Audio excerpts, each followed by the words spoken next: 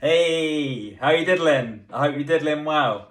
I'm going to show you how to make some short crust pastry today, and I'm going to keep it fairly traditional and use my hands to make it.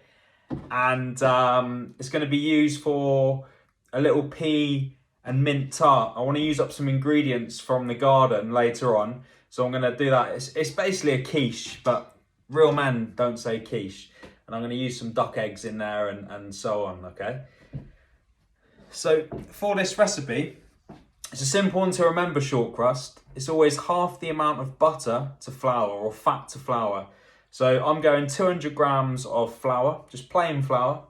And then we've got 100 grams of butter, unsalted, cold as well. I've got a pinch of salt.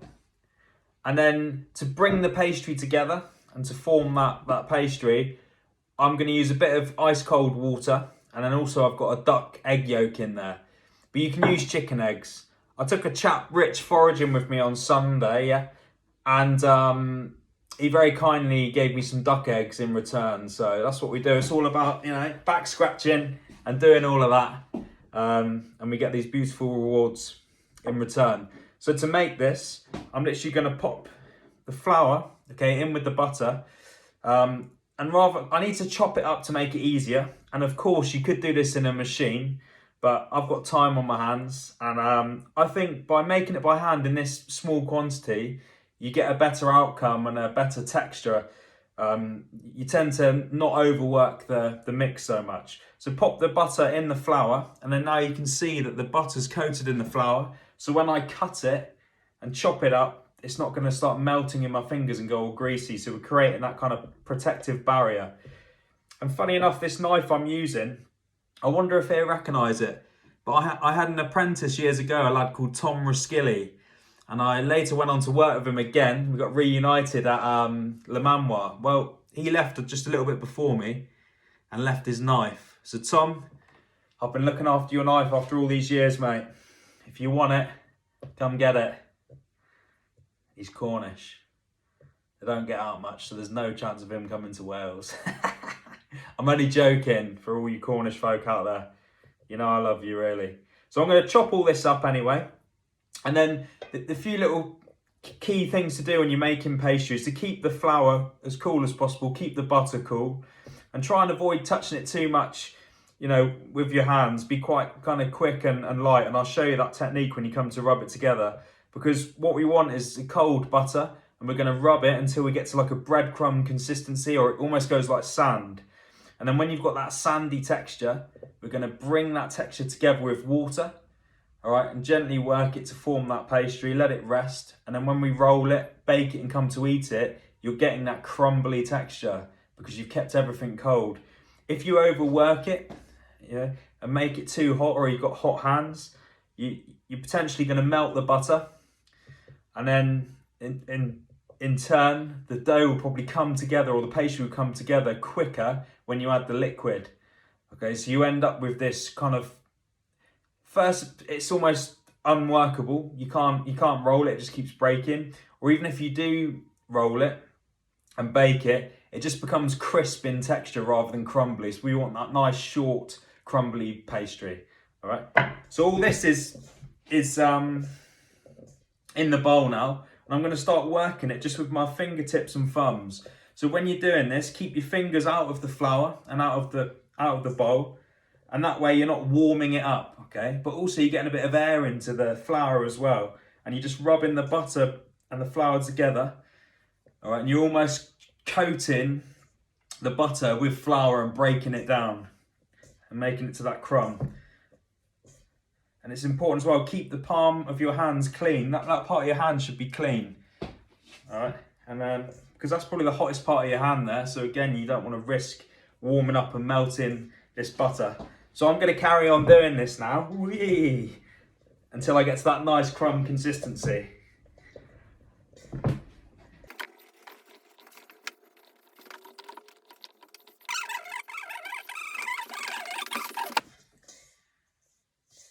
So I'm at that stage now where it's almost there. It's getting to that breadcrumb consistency. And you want to give the bowl a little shake, and any big lumps will come to the top, and continue to work them out. And then once you think you're there, stop. Because this is the key now. This is the stage where you tend to overwork it and start to form that pastry before you've added any liquid. So that's what we're looking for, like a nice ground kind of almond consistency. And that's it really. So now at this stage, I'm going to add some flavour. So you, of course, leave it plain, leave it traditional. There's enough flavour in there, to be honest, with the butter. But you can add herbs into here now, spices, dried mushroom powders. It depends what you're going to put it with, all right? So, I'm aware I say all right a lot, but that's my thing. I've got a bit of seaweed powder here. It's just this stuff here. You can dry some out, pick some, dry some, make your own little powder. I usually would, but lockdown got me like. So I'm going to add about a teaspoon of this, and this will add like an umami flavour, like a richness really. And funny enough, it goes well with peas because peas are sweet and this is salty, so you're getting that combination. I'm going to add a little bit of cayenne pepper, like a pinch of cayenne. Add a little bit of heat to it, a little bit of bite. All right, and then a good pinch of sea salt. And then I'm going to mix that in and start to combine and bring the pastry together now. So I've got my cold egg yolk and the water. The egg yolk's going to add a richness and an impact of flavour. So a little at a time, I'm going to pour that in. And then with like a claw finger like that, or a squid, you're going to start to mix it together. And do not squeeze, press, let it naturally come together. So I'm just working it now.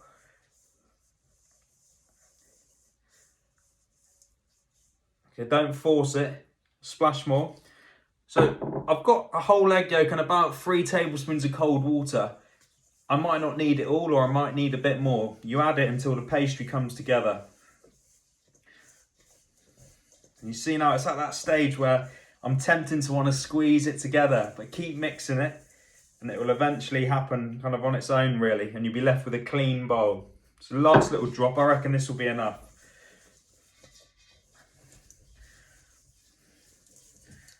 Yeah, it's starting to clean the bowl out now. You can see it just coming together. And I haven't pressed it yet because remember that crumbly texture we've created by rubbing the butter and the flour together? We're just binding that together now. So you don't want to overwork it. It will result in tough, leathery pastry. Okay, so there you go, like magic. Bada boom, bada bing. It's ready. So I'm going to take that out of the bowl now. So we've got a clean bowl. Right, now I'm just going to start to just bring it together. So we're not working it, we're not kneading it. All right, we don't need to exercise any gluten. We're not making bread. We're going to put it in the fridge next to rest it and help it relax, so it kind of expands and prevents it from shrinking when we come to bake it. But also when we come to roll it, it's not going to keep shrinking back. Okay, so that's it. I'll work it, I'm literally working it to bring it together. That's all I'm doing. And that's it done. Okay, so we've got our nice pastry there. And I'm gonna just pop that in a freezer bag, push it down a little bit so you squash it. And then by flattening it out a little bit, it will cool quicker. So this will go in the fridge for about 15 minutes, minimum of 15 minutes, or up to 2 days. Or you could freeze it at this stage. And then when I bring it out, it's going to kind of soften quickly for me to then roll out. It's not going to be this rock hard ball that I've got to wait to soften before I can attempt to use it. All right, so that's it. Job done. And I'm going to go and pick some peas from the garden.